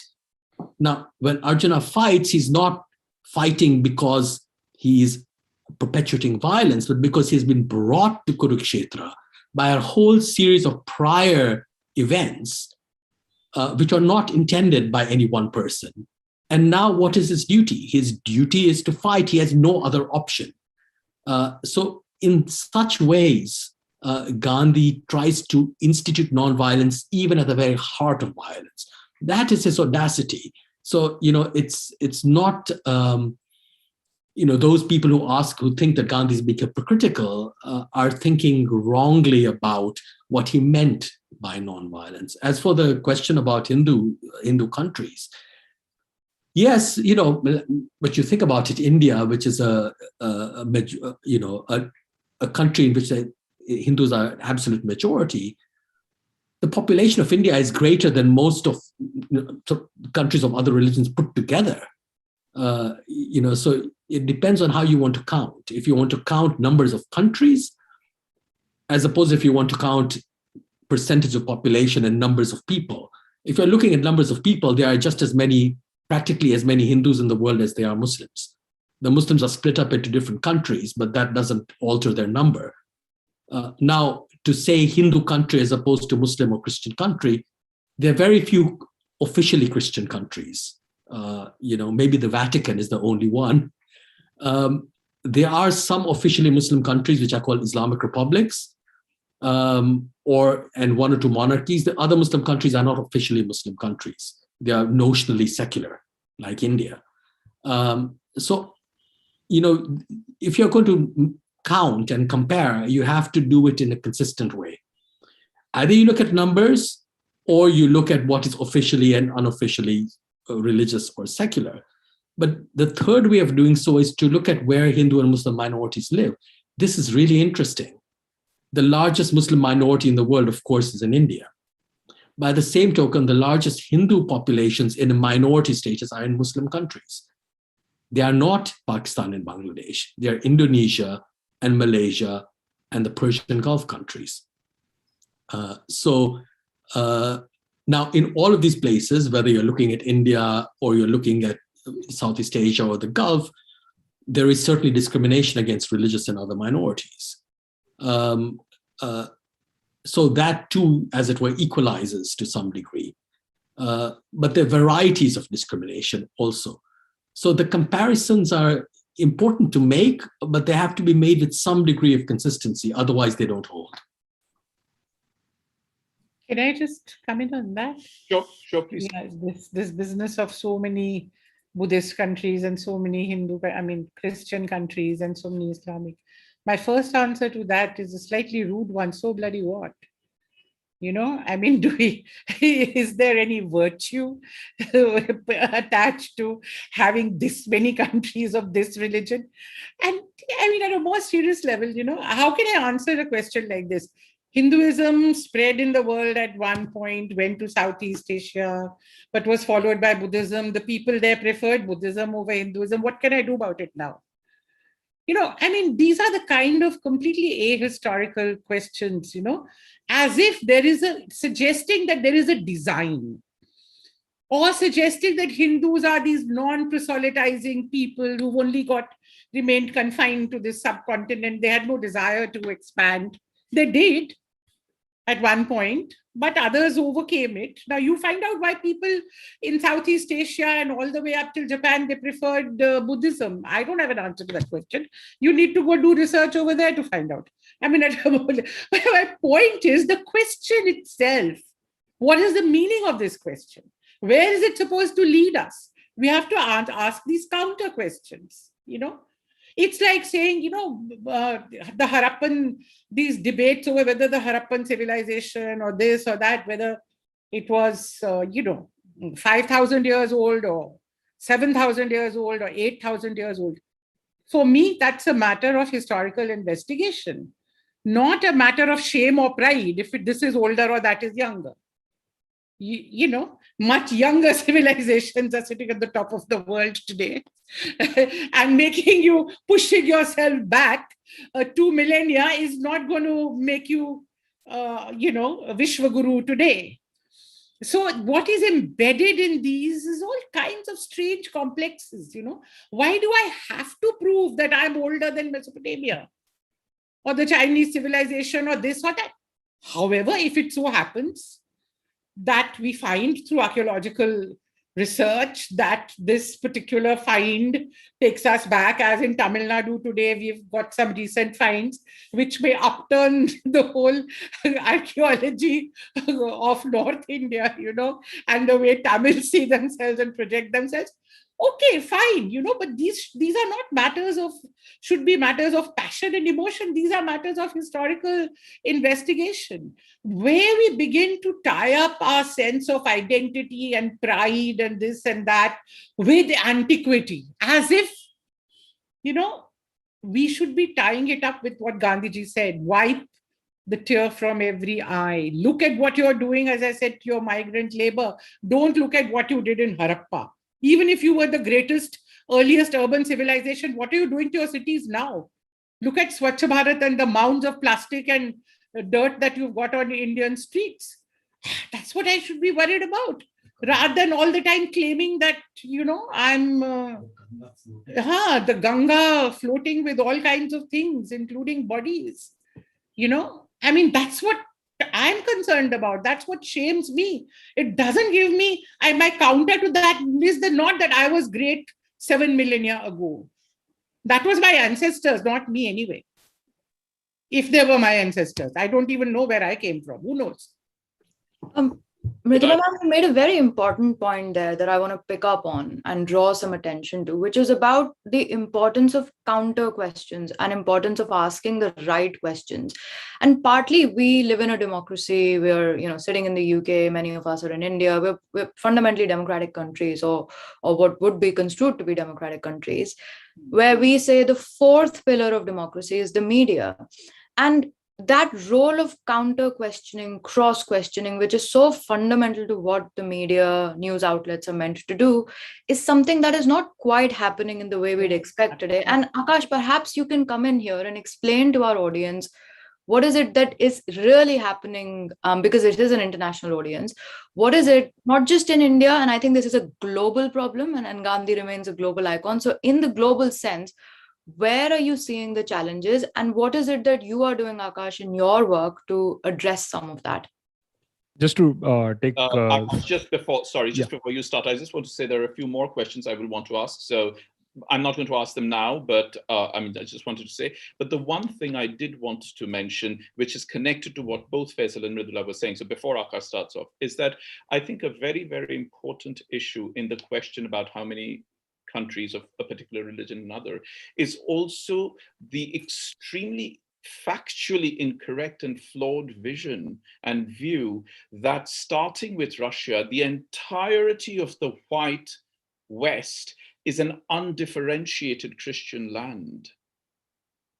This is all, all countries that have, skin tone white people are not to be classified as Christian countries. There is this very peculiar view of white equal to Christian, that lies in the unconscious over here. But I just wanted to make that point because it was a point I actually made somewhere else as well. Akash, please start. Now, since everybody's had a point of view on this, let me also have a point of view on this. I don't see America, which has the largest Christian population in the world, fight elections over the issue that why shouldn't we become the Christian Republic of the United States of America? So the questions that we see on social media are emotionally driven. So that drives Mridula ma'am so mad. But that exactly is what drives it forward, is because it's not factual. It hits at an emotional level. And sometimes it's not even easy to answer. Look at the very brilliant question about Gandhi sending troops. Gandhi ne troops bheja, non-violent tha.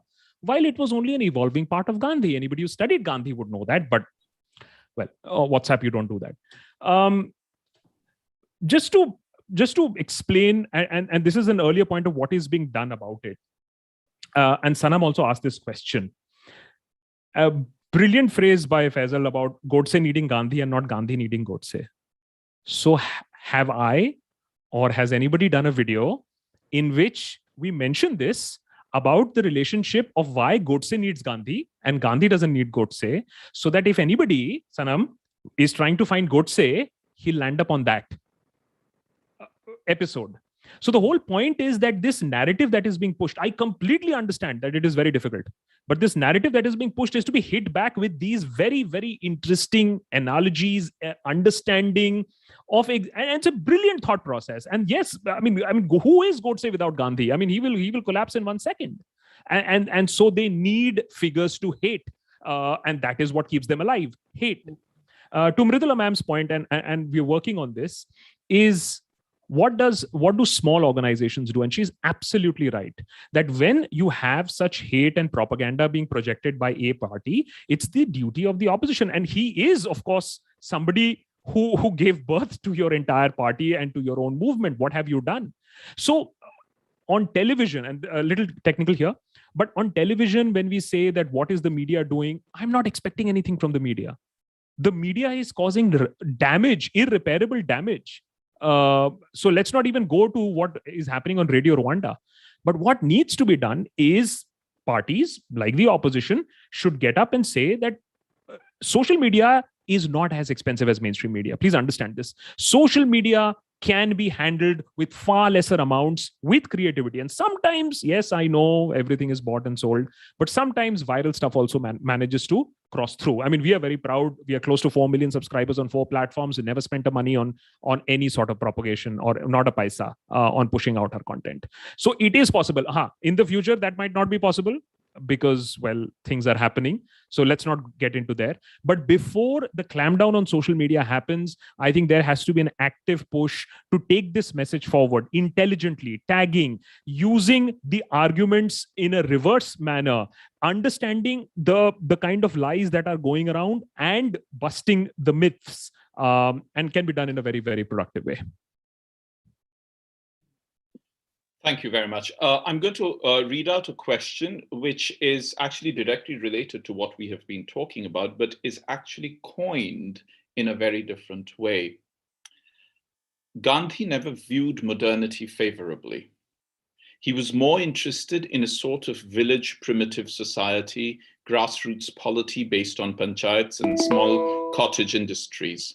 Keeping that in mind, how are Gandhi's views still important in the context of the cosmopolitan ideal of a global village or community or something? Briefly, please, we have more questions.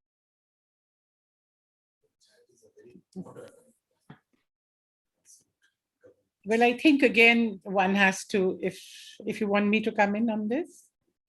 Okay. I think it's a very simplistic notion about Gandhi that he was against all kinds of modernity. He was against machines, he was against industry, this, that, and the other. Gandhiji answered these questions in his lifetime a number of times. They were posed to him as well. And he sometimes used to get a little irritated. Most of the time, he would answer them patiently. But on one such occasion, when he was asked this question, he said, "Can't you see I wear a watch? Is it not a machine? And I can't live without my watch." You know that he was terribly punctual. He right to the dot, absolutely. And he did live by his watch. And of course, he said, "Is the charkha not a machine?" And then he, of course, went on to explain his ideas. And in fact, a number of such questions were put to him on the only visit he made abroad after he returned to India in 1915 from South Africa, which was in 1931 when he came to London for the Round Table Conference. And this question was put to him, as you can imagine, number of times by journalists, by members of the public, by members of parliament, etc. And he answered it a number of times. He said, "My main concern is with providing a source of livelihood, employment to the poor of India. My main constituency is the poor, which means the peasants.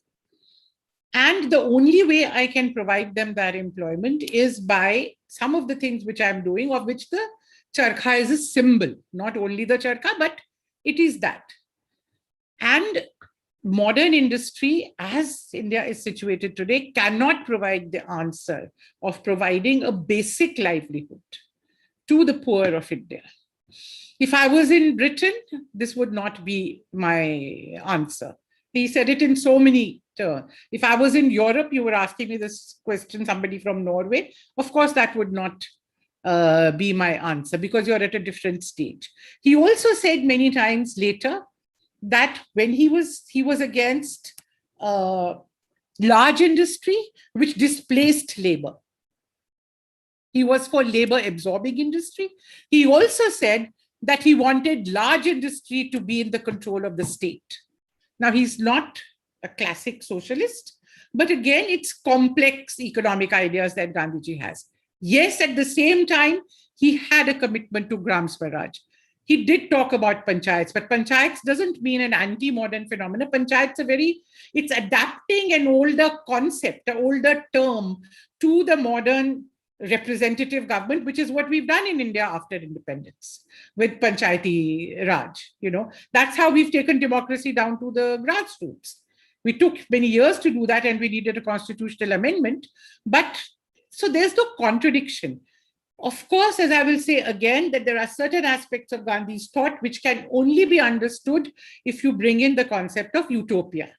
They are ideals. He did have those ideals. He did not believe in the long run, just like Marxists don't believe in the state. So at heart, therefore, you could say he was an anarchist. He wanted that ultimately people should be able to order their own affairs and live not in self-sufficient, but in connected communities. Even if you see in detail how he visualizes Panchayati Raj is about connections between groups of villages. So it's more complex. It's not, and Gandhi was not, he wasn't somebody who lived up in the Himalayas or whatever. Don't forget, he lived half his life abroad in South Africa, a very developed part of the world, worked as a barrister, very successful barrister over there, by the way, funded most of his political work with his own earnings. And he was a very modern man. His ideas were completely modern. His ideas on caste, on religion, on women. He believed in rationality to the last hour, not like postmodernists today. So I mean, it's much more complex picture that you have than this kind of cardboard picture of Gandhi that one might see of this, pacifist looking old man looking benignly from a statue at the crowds that come to pay obeisance to him. No, that was not Gandhi. Gandhi is the Gandhi of the Dandi March. Don't forget the Gandhi of the Dandi March, who could walk.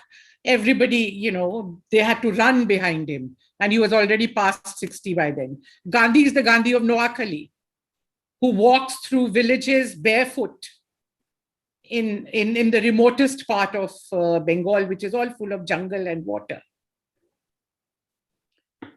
Thank you. I'm going to bring Faisal in, but I'm not going to let Mridula get away before I say that I took note of the statement, Marxists don't like the state.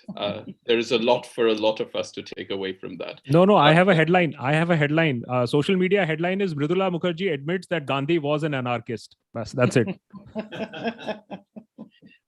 Faisal, why don't you come in? We do have a few more questions, but please do come in. Yeah, no, to start with Mridula's comment on Marxism, of course she's right, because at the heart of the Bolshevik idea of the state is the withering away of the state. Exactly.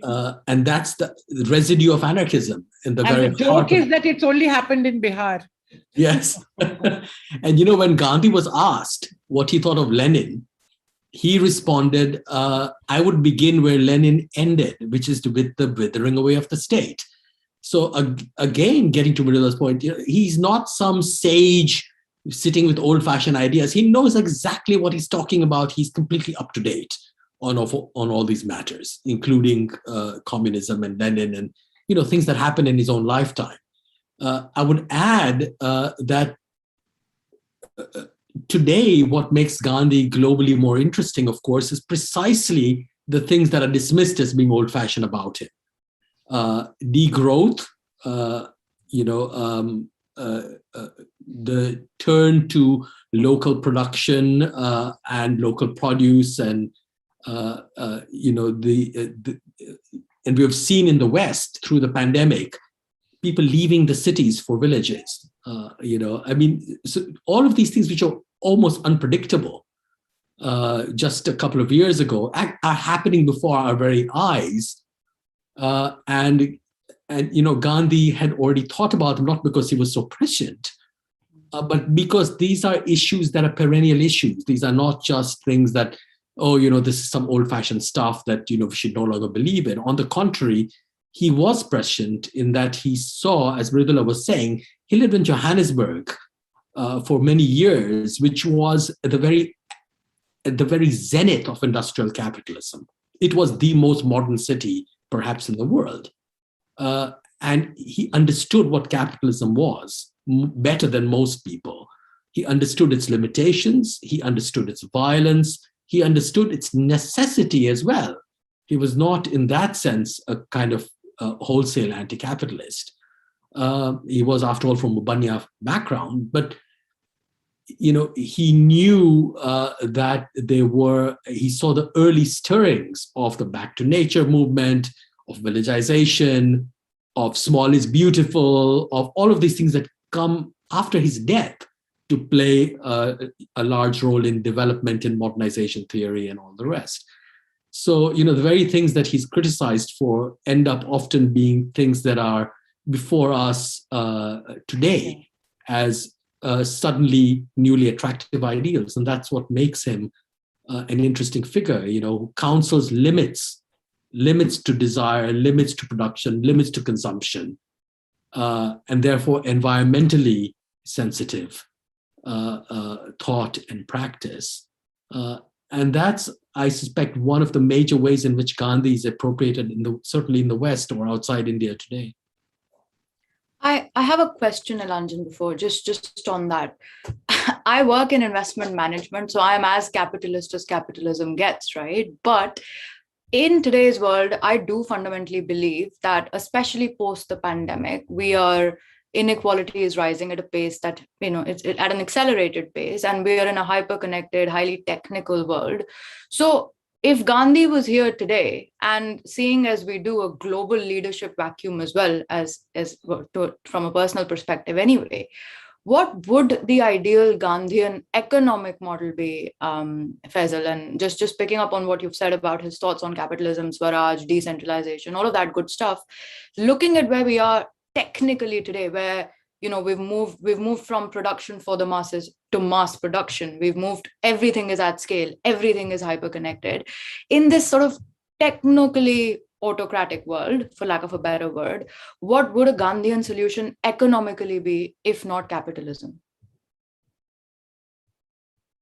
Well, as I said, he wasn't necessarily anti-capitalist. At the very end of his life, he's calling for the removal of controls, which had been controls, over commodities, which had been put in place during the war for price controls and things like that. And yet, and we all know he's famous for asking capitalists to become trustees. This famous notion of trusteeship, and in part this is because his doctrine of nonviolence meant that he's not willing to eliminate any group of people. That is not the point. That would simply be to increase and perpetuate violence. So, you should set that aside for, that he can work, if you will, in a capitalist society, because he lends himself very deliberately.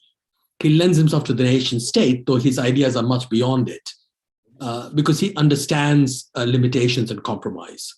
That doesn't mean that these contexts are ideals for him. It's not like he's a lover of capitalism, but he understands that it is possible to live with it and to work within it, or at least to grow nonviolence within it and see where it takes you. I mean, Mridula can probably tell you much more about sort of economic planning. You would have to look at Kumarappa and people like that who were Gandhian economists. I don't think he prescribed a total system. That was not his way of doing things, but he certainly had principles. Equality, which you mentioned, is one of them, which is also why, going back to what Mridula was saying, for him, because in his time, India, the vast majority of all Indians were poor and they were peasants, they should be at the forefront of all economic planning in India. That nothing that did not benefit them should even be considered in terms of economic policy, whatever it is, whether it's socialist or capitalist or whatever. So that you can see as a principle that allows for different approaches. It's not like he prescribed only one way of doing things. So it's a bit of a wishy-washy answer, but just to understand that principles really do matter and they must guide policy, but there are many other options possible. In fact, from what I can tell, Gandhi is most interested in having nonviolence play a role that allows different kinds of futures to emerge, different kinds of possibilities to emerge. The problem with thinking instrumentally, thinking that I'm going to do this to produce that, it cuts out a whole lot of very interesting potential and possibilities. And Gandhi's point is to increase the potential and the possibilities rather than to restrict them. Because even if you get what you want, you might not like what you get. You might not like what you get in the end, even if you wanted it. There are unintended consequences of even your successful acts. And the important thing is to produce a whole array of possibilities. And that is what nonviolence is meant to do. It's not to restrict them. Okay, I'm just going to come in quickly to say a few things because we're really running short of time. We have 9 minutes because I do want to bring Akash in and people are beginning to wish us good night. There have been quite a few questions about Gandhi and racism and South Africa, which I have not asked, but there was a particular question which was about the tearing down of Gandhi's statue at the University of Ghana. And to that person, I just want to say that this will be part of another discussion that we're going to have on the 18th of November on statues and this whole question of toppling statues and should statues be toppled or what is achieved by toppling statues, and it's called Statues Can History Be Toppled. Please visit our website and you can enroll for that event, and this will form part of the discussion. It's focused around a book by Alex von Tunzelmann called Fallen Idols, which you may want to read ahead of that event and which is available in most places, including in India. There was another very longish question which said, I would like the moderator to highlight this, which was about machines and modernity and economic development, which I think has been answered. So thank you very much. There is one last question I'm going to put briefly because it actually ties up the various strands that we've been discussing in different ways, both openly as well as implicitly. And then I will bring Akash in to say how and if he thinks that one point Akash has made is also about the fragmented nature of one set of proponents as opposed to the consolidated and forceful nature of another side. The question is this, that if the values of Gandhi are as important as many people believe they are and have continuing relevance, why is it that more attention was not paid to consolidating his ideas and ideals so that it could counter an assault on it from the future, which is what is happening in different ways in different parts of the world? Or is it that it was assumed that the ideas and ideals of Gandhi had been consolidated enough and did not need further entrenchment until very recent times? I will bring in Akash here because it is very directly related to the moot question that we had started with, which is that how do we then translate? We've taken your point that there is no consolidated effort, but if there were to be, how do we translate complex ideas and ideals and et cetera, onto social media platforms so that the many people who are watching this, who are leaving comments like, I'm here for you, AB, will be able to read it. Appreciate that. Just before I answer this question, just look at the breadth and the vision of Gandhi. I mean, we spent such a lot of time discussing, oh, what is this? Man was looking at the village. Two small thoughts. What is happening in India today? Largest level of unemployment in decades. The government is saying that let's get in industries and desperately looking at investments to start up manufacturing in India. And the whole Make in India process was what? To generate employment. And that is exactly, anybody who studied even a little bit of Gandhi would understand that it was not he was against machines. He was just pro-employment because he understood that there is a vast majority of unemployed population and agriculture cannot sustain itself. And there would be anarchy in the nation if people like of recently are sitting unemployed. Then they will go ahead and do other bad stuff which is happening. So there is no debate over the wisdom that he was talking about. Look at, and today we are celebrating unicorns. We have 50 unicorns in a year. How many jobs are those unicorns getting us? And why is the joblessness situation in India not improving if we have billionaires being made by the minute? Is because those unicorns are based on valuations and are using a large market to become big with employing very few people. And I mean, let's not even get into the situation of what is the kind of level of employment, even when the employment is generated in terms of delivery boys. Let's not even get there. Now, translation. How and why do we need to translate? Now, I think somewhere down the line, this, and that's what we started with, this level of surety was there that this is a rock solid guy. He's a global icon, cannot be shaken. But when I see icons and other icons being shaken, being appropriated, their statues being made, their parties and their identities being changed, I am not that sure. Let's take a look at H.G. Wells, for example, War of the Worlds. So you had the War of the Worlds in a novel format. Then it used to be in a radio I mean, it caused a lot of panic also when it was broadcast on radio because people actually thought Martians have attacked us. Then it came on television. Then there were blockbuster Hollywood movies made out of it. So H.G. Wells is being reinterpreted throughout the ages, from print to television to radio. And that is exactly, I think, what we need to do with Gandhi. We need to take him out of texts. We need to take him out of academic lectures. That is important to understand him, obviously. We need to massify it. And when I use the word massify, I am not meaning it in a derogatory way. When I am saying that it needs to be reduced in a simplistic understanding, I'm not saying that, you have to dumb it down. But that reinterpretation, maybe a movie for that matter, maybe a web comic for that matter. I mean, we know that there are a lot of comics circulating of iconic politicians these days and when they were young, etc., etc. So what about a comic on Gandhi? What about stickers? What about a YouTube channel, which is dedicated exclusively to him? I am on YouTube. I can assure you that as far as I'm aware of, and I spent a lot of my life on YouTube, there is no YouTube channel which is prominent, which is dedicated to Gandhi. It could be in a very engaging, interesting way. So it is possible. Yes, I will give to Mridula ma'am on the fact that how much will it go forward without push, without money? I agree.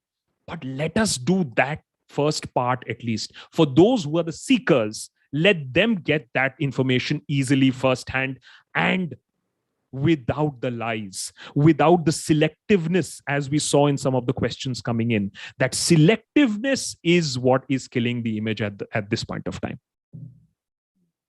Thank you very much, everyone. I'm sorry, we really have to draw this to a close now. Can I begin with thanking the 52 intrepid members of the audience who have been with us all through the last 2 hours. Thank you, Mridula Mukherjee. Thank you, Akash Banerjee from India, where it is late. Thank you, Faisal Devji from Oxford. Thank you to the LSE SU India Society for collaborating with us on this. Thank you to Nisao. Thank you to Sanam for participating in this. This has been really brilliant. It is just what Sanam and I wanted, a conversation about how we can open things up and to get a conversation going amongst everyone of all persuasions about accessibility, about translation, about meaning, and about meaning making. The next event of the LSE South Asia Center is next week on the 7th of October and is on the question of decolonizing history and whether history can be decolonized or not. On that note, from London, thank you and goodbye. Goodbye. Thank you very much.